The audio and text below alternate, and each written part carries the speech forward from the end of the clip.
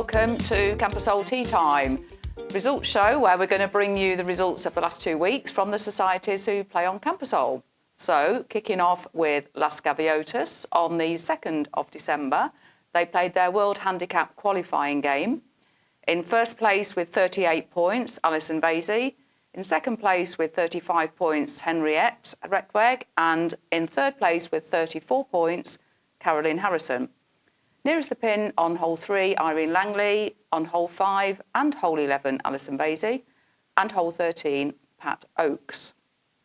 OK, Sprightly Golf Society, they played a Texas Scramble, again on Tuesday the 2nd. The team in first place with net 60.8 was Gary Davis, Les Skipsey, Bob Evans and Harry Pearson. In second place with 61.6, Ernie Milford, Glenn Elliott, Spencer Truman and Bernard de Grave. And in third place with 61.9, Dave Spooner, Keith Humphrey, Jim Hall and Ian Pragnell. Nearest the pin on hole 3, Charles Leggett. On hole 5, Harry Pearson. Hole 11, Martin Wilkins. Hole 13, Bernard de Grave. And hole 8 in 2, Steve Carter. Wednesday Golf Association. They played at Pinehurst. Team game in first place with 61.7 points, Dave Freer, Luke Sharp and Colin Jordan. OK, Thursday Friendly Golf Society, they played a red, white and blue. The team in first place with 94 points, Jim Hall, Jimmy Butt, Steve Carter and Ken Halley. In second place with 90 points, Brian Arnold, Martin Geary, Ernie Milford and Bernard de Grave. And in third place with 89 points, Bob Evans, Phil Houghton, Glenn Trigg and Ian Richardson. Nearest the pin on hole 3, Ian Richardson. On hole 5, Harry Pearson. Hole 11, Ken Halley. And hole 13, Dave Bennett. Clubhouse Golf Society, Saturday the 6th of December, also played a Texas Scramble. In first place with 59.9, Alistair Ray, Annette Nielsen, Phil Houghton and Gary Davis. In second place with 60.4, Martin Geary, Jerome Dooley, Hebby and Glenn Elliott. And in third place with 60.6, Wally Firth, Walt Island, Charles Leggett and Pete Constable. Nearest the pin on hole 3, Finn Nielsen. Nearest the pin, hole 5, Gary Davis. On hole 11 and hole 13, Pete Constable. And hole 8 in 2, Dave Spooner. Cats Bar played a Pinehurst, 2 to score, 3 drives each. First place with 97 points, Norman Morgan, Dave Griffiths, Jason Holland and Ray Bartlett. And in second place with 88 points, Kieran McGibney, John Venables, Steve Cronk and Martin Lewis. Nearest the pin on hole 5, Jason Holland. And nearest the pin on hole 13, Kieran McGibney. Just 2 twos winners on the day, James Tampin and Dave Hackett. Dixie's Golf Society played individual Stableford on Sunday the 7th of December. In first place, Jason Holland with 36 points. Second place, Dave Smith with 34 points. And third place, Mick Green with 33 points. Sunshine Golf Society played a World Handicap qualifier and the final round of the Order of Merit for 2025, so more of that later. It was Division A in first place with 35 points, Paco Belchi. In second place with 33 points, Rob Greatley. And in third place with 32 points, Neil Smith. In Division B with 37 points, Henriette Rekweg. In second place with 36 points, Luke Sharp. Third place with 33 points, Alison Vasey. And fourth place with 30 points, Annette Nielsen. Nearest the pin on hole 3, Rob Greatley. Nearest the pin on hole 5, Finn Nielsen. Nearest the pin on hole 11 and hole 13, Rob Greatley. Hole 8 in 2, Dave Hackett. And hole 15 in 3, Alison Vasey. And just 1 twos winner taking the whole pot. Well done, Gary Davis. Las Gaviotas, Tuesday the 9th of December, they had their Christmas fun day and lunch, so it was a bit of a fun game. They played 9 holes on the front 9, followed by 9 holes crazy golf. So the front 9 was won by Mags Ray with 21 points, and the putting competition on the crazy golf course was won by Ron Porter with 41 points. So the ladies followed that with a nice lunch at the golf club, so I'm sure they all had a fun day. Sprightly Golf Society played at Pinehurst. First place with 108 points, Martin Wilkins, Colin Reid, Mick Drummond and Phil Houghton. In second place with 104 points, Spencer Truman, Martin Geary, Dave Mitchell and Keith Humphrey. In third place with 102 points, Bernard de Grave, Ken Halley, Bob Evans and Martin Geary. And fourth place on countback, also with 102 points, Jim Hall, Gordon Nielsen, Harry Pearson and Ray Lyons. Nearest the pin on hole 3, Martin Wilkins. On hole 5, Gary Davis. Hole 11, Martin Wilkins again. On hole 13, Keith Humphrey. And hole 8 into Dave Dalgano. Wednesday Golf Association played a singles Stableford, and it was also their Christmas competition as well. So in first place with 41 points, excellent score, Bob Lawrenson. Second place with 39 points, Dave Hackett. In third place with 36 points, Eugene Toy. In fourth place with 34 points, Alistair Ray. And also with 34 points on countback in fifth place, Mick Green. Nearest the pin on hole 3, Dennis Jones. On hole 5, Kieran McGibney. Hole 11, Dennis Jones again. Hole 13, Dave Griffiths. Hole 9, Dave Hackett. And the longest drive, Dave Smith. So well done to all the Daves. Thursday Friendly Golf Society, Thursday the 11th of December, they played a World Handicap qualifier in 2 divisions. Division A, first place, Glenn Trigg with 33 points. In second place, Ray Lyons with 32 points. And Division B, first place, Dave Mitchell with 36 points. And second place, Dave Spooner with 31 points. Nearest the pin on hole 3 and hole 5, Martin Geary. On hole 11, Ray Lyons. On hole 13, Spencer Truman. Just to note as well, this was Jim Hall's last game in charge of Thursday Friendly Golf Society. I'm sure all the guys have really appreciated all your hard work, Jim. So thank you on behalf of all of them for that. Spencer Truman will be taking over the Thursday Friendly Society for 2026. So watch this space for Spencer's results to come rolling in. Clubhouse Golf Society, Saturday the 13th, played a World Handicap qualifier. Division 1 in first place, Glenn Elliott with 36 points. Second place, Martin Geary with 33 points. And third place, Jimmy Butt, also with 33 points.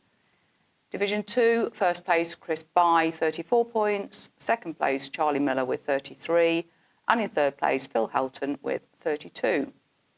Nearest the pin on hole 3, Martin Geary. On hole 11, Joe Bennett. Hole 13, Ernie Milford. And hole 4 into Alistair Ray. Just to note that the best average score over 2025 was Ian Pragnell with 39 points. So well done, Ian. Cats Bar, Saturday the 13th, played a Pinehurst. In first place with 100 points, Dave Hackett, Dave Griffiths, Ray Bartlett and John Venables. And second with 94 points, Colin Jordan, Marius Bruisers and Keith Halliwell. Nearest the pin on hole 3, Dave Hackett. And nearest the pin, hole 13, Keith Halliwell. And there were 2 twos on the day, Baz Elmore and Kieran McGibney. OK, so on Sunday the 14th, we had some awful weather, so neither Dixies nor Sunshine played their games, sadly. Just moving forward to Thursday the 18th, we had our final game of 2025, which was the December meet competition. So just a quick rundown of the results from that. In Division A, first place, Alistair Ray with 39 points. In second place, Dave Hackett with 37 points. In third place, Gary Lovejoy with 36. And fourth place, Bob Evans with 35 points. In Division B, first place, Bron Porter, 31 points. And second place, on countback, Mary Armitage, also with 31 points. We also had a guest category, so the guests and people who didn't qualify for the meet competition. Nice to see some Spanish people taking part. In first place, Santiago Sanchez Coloma with 38 points. And in second place, Andreas Lorenzo Sanchez, I hope I've said that right, with 33 points. Nearest the pin winners, hole 3, Alistair Ray and Henriette Reckbeg. On hole 5, Spencer Truman. Hole 11, Geronimo Lopez. Hole 13, Gordon Nielsen and Ron Porter. Hole 8 in 2, Francisco Javier. And hole 9 in 3, Mary Armitage. Twos winners on hole 3, Alistair Ray. On hole 13, Dave Hackett, Eugene Toy, Gary Lovejoy, Ron Porter and Gordon Nielsen.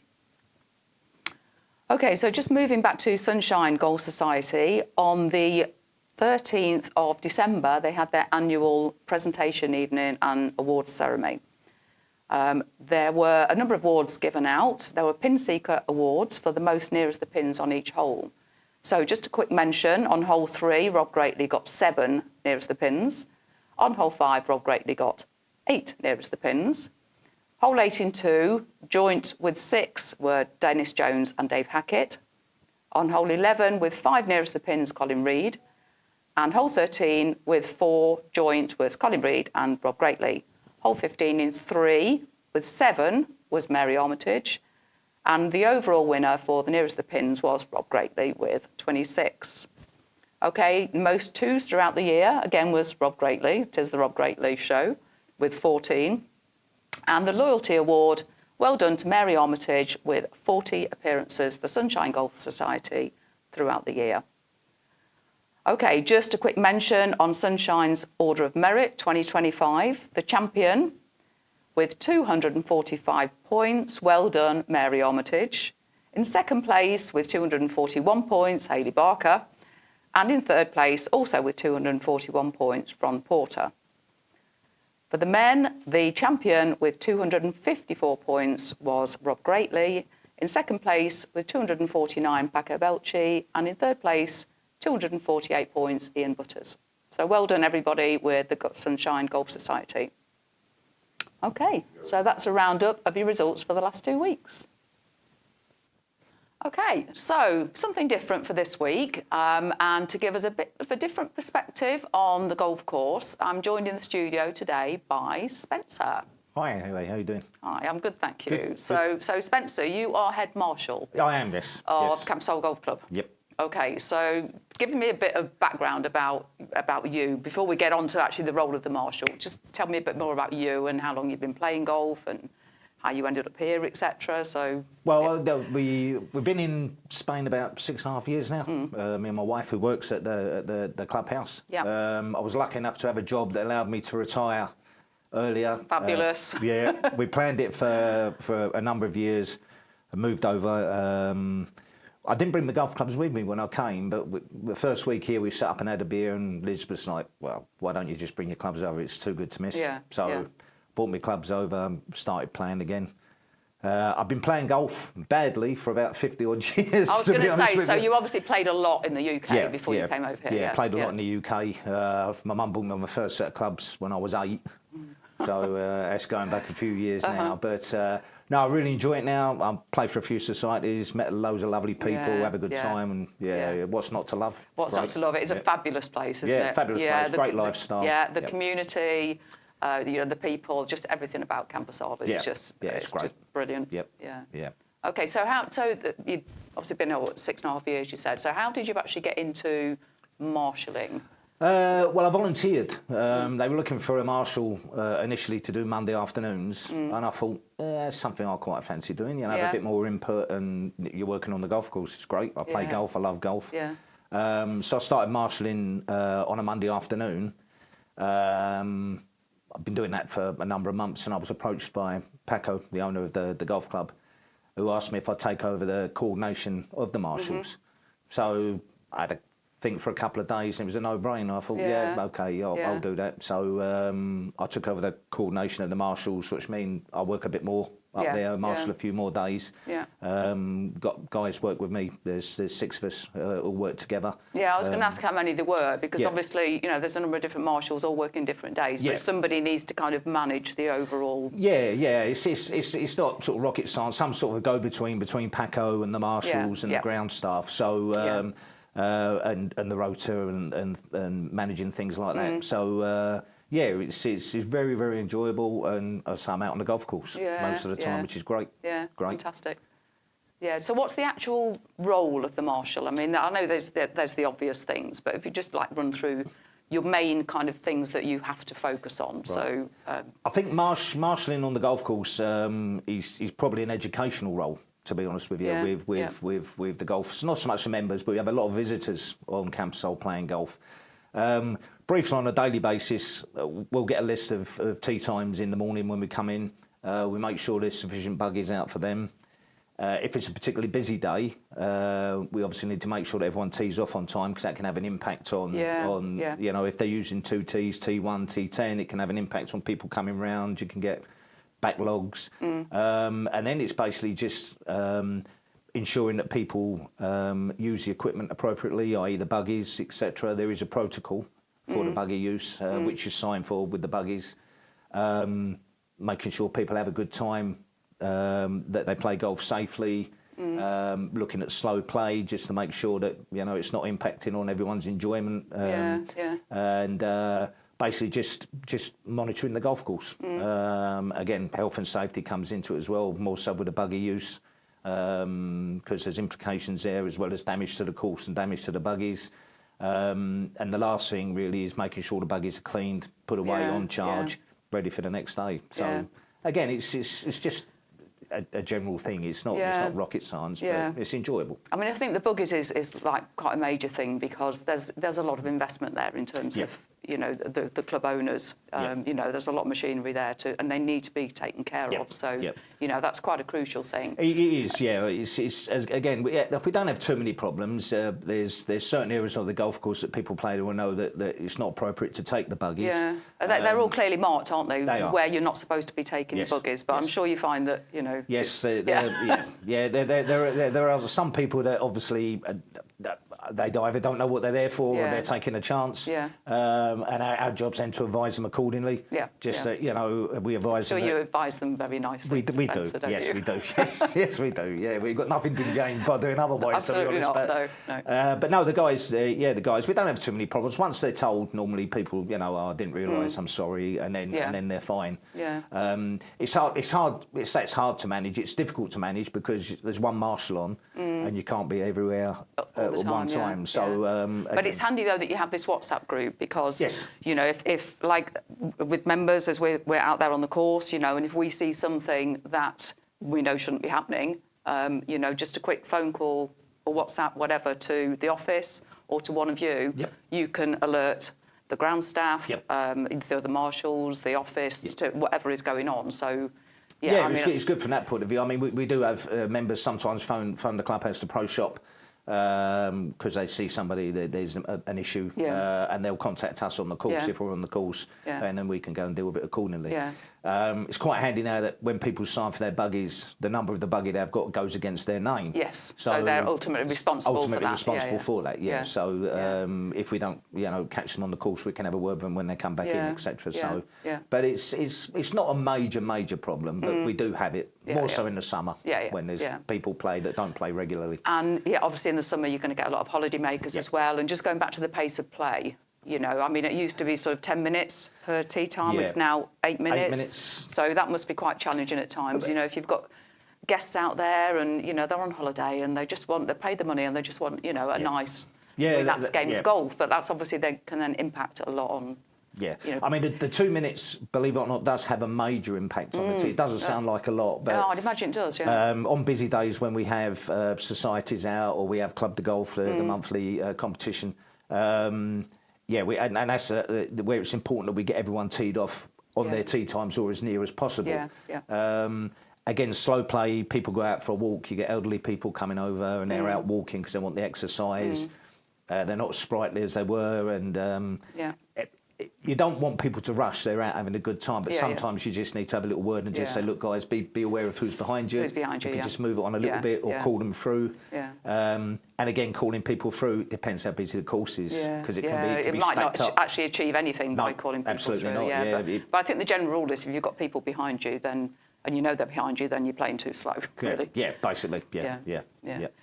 And I guess another responsibility is just general course maintenance. You know, they're like them looking after the tee boxes, putting the sand in the boxes, divots on the tee boxes, and pitch marks. Well, the pitch marks is another thing. We have quite a few. You'll see yourself when you go out and you play. A lot of people decide either to not take a pitch mark repair or don't know what it's for.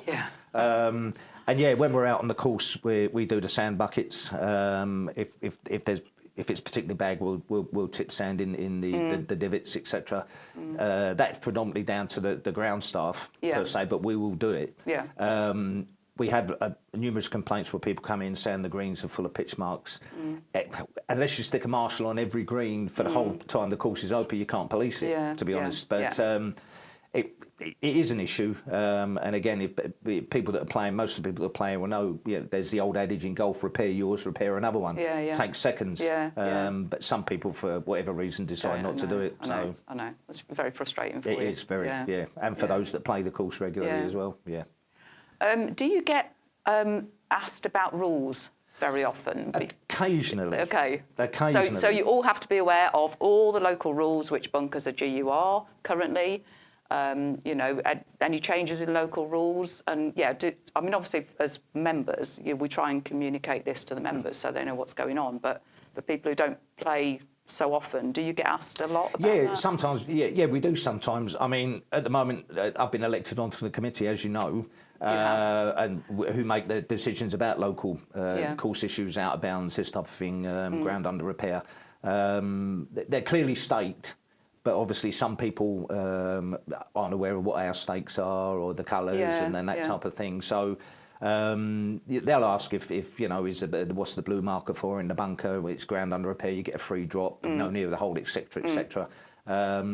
Occasionally when you're out and about playing, and occasionally when you're out, you'll see people playing from GUR, and you just say to them, "You can get a free drop there, mate, if you want." It's like, you don't have to play from there. The blue stakes mean a lot of people say, "Oh, great, I didn't know," so they'll drop. But being on the committee now means that I can communicate that a bit more. And that's going to be fantastic. Marshals. It's great from our point of view to have you on the committee, because you're eyes and ears out there on the course, and you can feed stuff back to the committee, which in turn can only benefit everybody because, we can make changes based on the information that you're feeding back to us. That's one of the reasons why I asked to go on for election to the committee. Our future captain's also a committee member. He's also a marshal.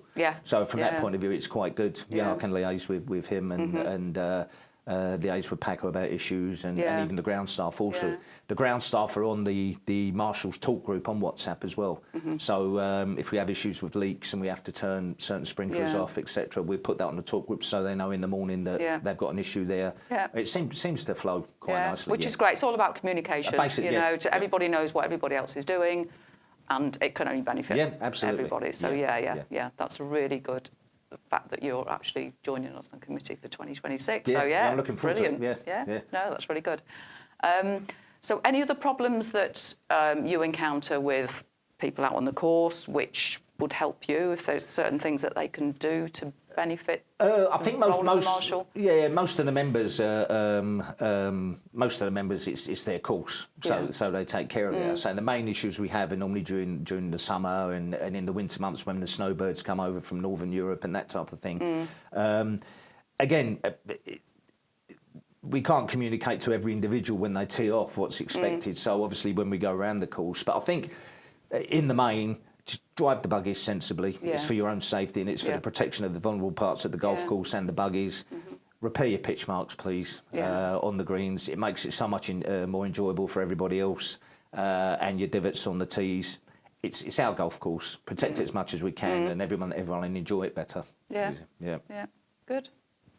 Okay, Spencer, it's been really interesting, actually. Thanks for having me. It's nice to get a different perspective. We all play, but, as members, players, we don't always see what goes on behind the scenes and the sort of things that, the marshals have to get involved in and, their sort of daily responsibilities. So, I think it's really helpful, actually, to hear it from It's been a pleasure. another point of view. So thanks for joining. Thanks very much. All right, then. See you soon. Yep. Thank you for joining us. Bye for now.